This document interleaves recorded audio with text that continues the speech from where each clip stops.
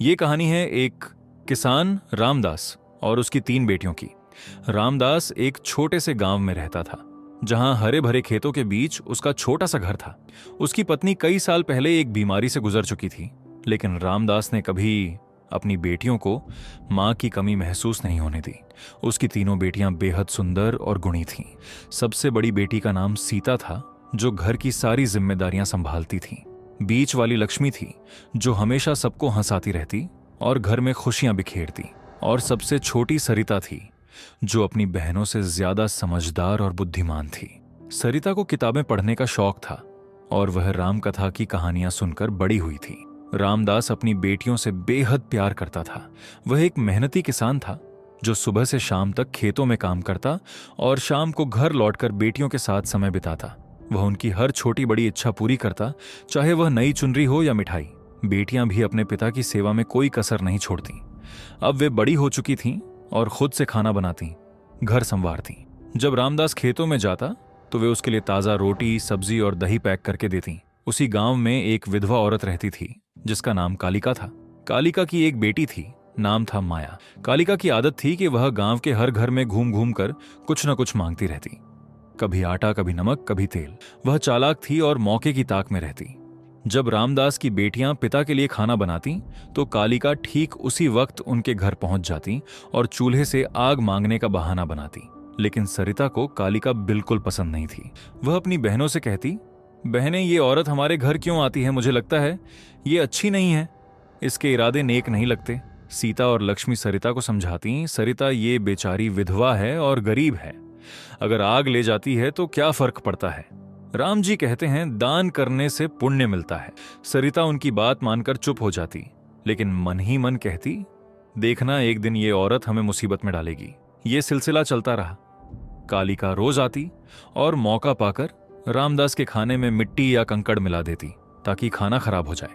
रामदास जब खाना खाता तो सोचता कि उसकी बेटियां अभी छोटी हैं, शायद गलती से ऐसा हो जाता होगा। वह कभी उन पर गुस्सा नहीं करता, बल्कि प्यार से समझाता। लेकिन धीरे धीरे उसे शक होने लगा। एक दिन रामदास ने फैसला किया कि वह छुप कर देखेगा। वह घर के पीछे छुप गया। सीता चावल धो रही थी, लक्ष्मी दाल बना रही थी और सरिता बर्तन साफ कर रही थी। खाना तैयार हुआ, सब कुछ साफ सुथरा। रामदास हैरान था। तभी कालिका आई, आग मांगने के बहाने। सरिता ने उसे टोका, चाची, रोज रोज क्यों आती हो? अपना चूल्हा क्यों नहीं जलाती? सीता और लक्ष्मी ने सरिता को चुप कराया। कोई बात नहीं, दे दो आग। कालिका ने नजरें चुराकर रामदास के खाने में मिट्टी मिला दी और चली गई। रामदास ने यह सब देख लिया। उसे गुस्सा आया, लेकिन वह चुप रहा। अगले दिन उसने कालिका को घर बुलाया और बोला, तुमने मेरे खाने में गंदगी क्यों मिलाई? कालिका ने नाटक किया, आंसू बहाते हुए कहा, रामदास जी, मैं तो बस देख रही थी कि आप अपनी बेटियों से कितना प्यार करते हैं। अगर खाना खराब होता है तो क्या आप उन्हें डांटते हैं या नहीं? लेकिन आप तो राम जी जैसे नेक हैं, कभी नहीं डांटे। अब मुझे यकीन हो गया कि आप अच्छे पिता हैं। मैंने गलती की, माफ कर दो। कालिका सुंदर थी और उसके नाटक से रामदास प्रभावित हो गया। वह सोचने लगा कि शायद ये बेचारी अकेली है। कुछ दिनों में उसने बेटियों से बिना पूछे कालिका से शादी कर ली और उसे घर ले आया। शादी के बाद कालिका का असली रंग दिखा।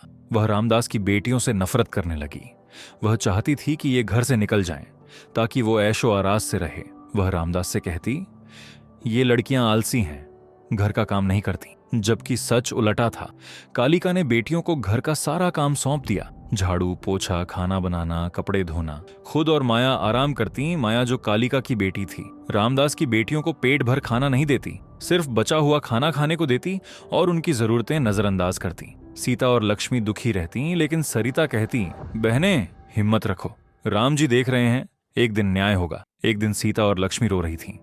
सरिता ने कहा, चलो बाहर घूम आए, मन हल्का हो जाएगा।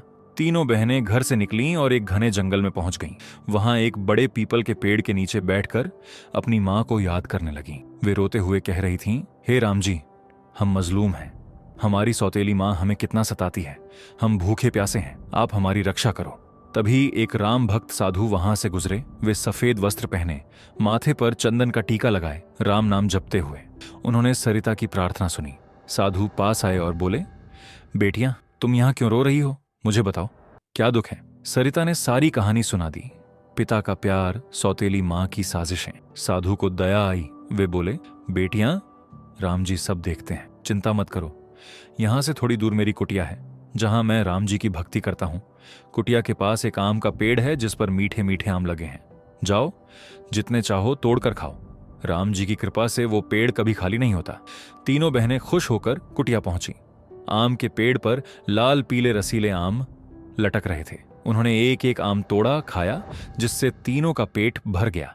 तीनों ने साधु का धन्यवाद करके घर लौटी गई। अब जब सौतेली माँ खाना नहीं देती, वे जंगल जाती और आम खाकर लौटती। उनकी सेहत चमकने लगी, चेहरे पर नूर आ गया, जिससे कालिका हैरान थी। सोचिए, तीनों आखिर खाना खाती कहाँ हैं?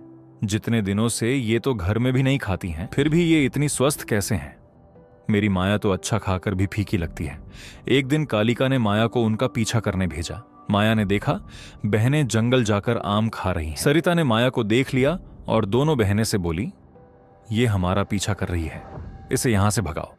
लेकिन सीता और लक्ष्मी ने कहा, सरिता, ये बेचारी क्या करेगी? आओ, इसे भी आम दे दो। माया ने आम खाया और घर जाकर मां से सभी बातें बता दिया। कालिका गुस्से से लाल हो गई। शाम को रामदास आया तो उसने सिर दर्द का बहाना बनाया। जब रामदास ने कालिका से पूछा, तुम्हें क्या हो रहा है? तो कालिका बोली, मेरा सर बहुत ज्यादा दर्द कर रहा है। रामदास कहा, चलो डॉक्टर के पास दवा लेने के लिए। यह सुनकर कालिका बोली, मेरा दर्द दवा से नहीं जाएगा। रामदास सोच में पड़ गए और कहा, क्या दर्द दवा से नहीं जाएगा? तो किससे दर्द जाएगा? कालिका बोली, जंगल में वो आम का पेड़ है, उसे जड़ से उखड़वा दो, जड़ें उबालकर दवा बनाओ, तब मैं ठीक होंगी। रामदास पेड़ उखाड़कर जड़ें लाकर दवा बनाई। कालिका ने माथे पर लगाई और कहा, अब मैं ठीक हूं। अगले दिन बहनें जंगल गईं और कहां पेड़ गायब देखकर रोने लगीं। तभी वहां साधु आए और बोले, रो मत बेटा, राम जी इससे भी बेहतर देंगे। उन्होंने उंगली से इशारा किया। जमीन से एक झरना फूटा जिसमें पानी की जगह शुद्ध घी बह रहा था। यह देखकर तीनों सोच में पड़ गईं और साधु से पूछा, साधु महाराज ये कैसे हुआ? साधु बोला, कुछ नहीं बेटा, ये राम जी की कृपा है, लो ये कलश, जितना चाहो पियो। बहनें खुश होकर घी पीती, सेहत और चमकदार हो गई। ये देखकर कालिका फिर हैरान हो गई। माया को फिर पीछा करने भेजा। माया तीनों का छिपकर पीछा करते करते घी से बह रहा झरना के पास पहुंच गई और देखी तीनों घी पी रही हैं। सरिता ने फिर माया को पूछा करते देखा लिया, बोली, ये फिर आ गई हैं, भगाओ इसे यहां से। लेकिन बहनें बोली, दे दो इसे भी। माया घी पिया और घर जाकर सारी बातें मां को बताया दिया। कालिका ने गांव वालों को पैसे देकर झरना भरवाया, कुटिया को जलवा दिया। बहनें जंगल गईं, सब गायब देखकर दुखी होकर घर लौटी। अब वे सच में भूखी रहने लगी। कालिका ने फिर नाटक किया। रामदास से बोली, मैं बीमार हूं, मेरी जान बचाने के लिए तुम्हारी बेटियों का खून निकालकर मेरे हाथ पैरों पर लगाओगे तो मैं ठीक हो जाऊंगी। कालिका की बातें सुनकर रामदास सन्न रह गया, मानो उसके पैरों तले जमीन ही खिसक गई हो। रामदास ने कहा, यह कैसी बातें बोल रही हो? भला अपने बेटियों के खून लगाने से कोई ठीक होता है क्या? कालिका बोली, मैं कुछ नहीं जानती। अगर तुम मुझे जिंदा देखना चाहते हो तो मैं जैसा बोल रही हूं वैसा करो। रामदास को मजबूरन उसकी बात मानना पड़ा। वह बेटियों को ढूंढने निकला। वे मां की कब्र पर रो रही थीं। रामदास सोचा, ये कभी खुश नहीं होंगी सौतेली मां के साथ। वह उन्हें जंगल ले गया, खाना बनाया, सुलाया और छोड़कर भाग गया। एक हिरण का शिकार किया, खून लेकर कालिका को दिया। कालिका खुश हो गई, सोची बेटियां मर गईं। बहनें जागीं, पिता को न पाकर रोने लगीं। उसी जंगल में 3 राजकुमार शिकार पर आए, राजा, विक्रम और अमित। राजा ने रोने की आवाज सुनी, बोला, कोई मुसीबत में है, चलो देखें। वे पहुंचे, बहनों से कहानी सुनी। दया आई, उन्होंने शादी का प्रस्ताव रखा। सीता की शादी राजा से, लक्ष्मी की विक्रम से, सरिता की अमित से। तीनों के महल पास पास थे। बहनें खुश रहने लगीं। 1 साल बाद सरिता को बेटा हुआ, नाम रखा राम। राम 2 साल का हुआ। अमित ने दोस्तों से कहा, चलो शिकार पर। दोस्त मना कर गए। अमित अकेला गया और वापस लौटा नहीं। सरिता बहुत परेशान हुई। उसके दोनों जीजा, राजा और विक्रम, अमित को ढूंढने निकले, लेकिन वे भी गायब हो गए। बहनें फिर से दुख में डूब गईं। एक रात महल के दरवाजे पर दस्तक हुई। सरिता ने दरवाजा खोला तो सामने हरे कपड़े पहने एक जादूगरनी खड़ी थी। उसने कहा, बेटी, मुझे बहुत भूख लगी है, थोड़ा खाना दे दो। सरिता ने पहले मना किया, लेकिन मजबूरी में उसे अंदर बुला लिया। जादूगरनी ने सरिता को बुरी नजर से देखा और बोली, तू मुझे बहुत पसंद आ गई है, अपने बेटे को छोड़ और मेरे साथ चलो, मैं तुम्हारा शादी अपने बेटे के साथ कराऊंगी। सरिता डर गई और मना कर दिया। गुस्से में जादूगरनी ने जादू कर दिया और सरिता को बिल्ली बना दिया। उसके गले में रस्सी डालकर वह उसे अपने साथ ले गई। छोटा राम जोर जोर से रोने लगा। कुछ समय बाद सीता और लक्ष्मी वहां पहुंची। उन्होंने राम को संभाला, लेकिन सरिता कहीं नहीं मिली। 14 साल बीत गए। राम अब जवान हो गया था। उसकी खालाओं ने उसे सारी सच्चाई बता दी। राम ने कहा, मैं अपनी मां और सबको ढूंढकर जरूर लाऊंगा। राम जंगल में भटकता हुआ एक पत्थरों से भरे इलाके में पहुंचा। वहां उसे एक राम भक्त साधु मिले, वही साधु जिनकी कुटिया कभी जल गई थी। साधु ने बताया, यह इलाका एक जादूगरनी का है, वह लोगों को पत्थर बना देती है। तुम्हारे पिता और मामा यहीं कैद हैं और तुम्हारी मां को वह शादी के लिए बंदी बनाकर रखे हुए हैं। राम ने अपनी पूरी कहानी साधु को सुनाई। साधु बोले, डरो मत, भगवान राम तुम्हारी मदद करेंगे।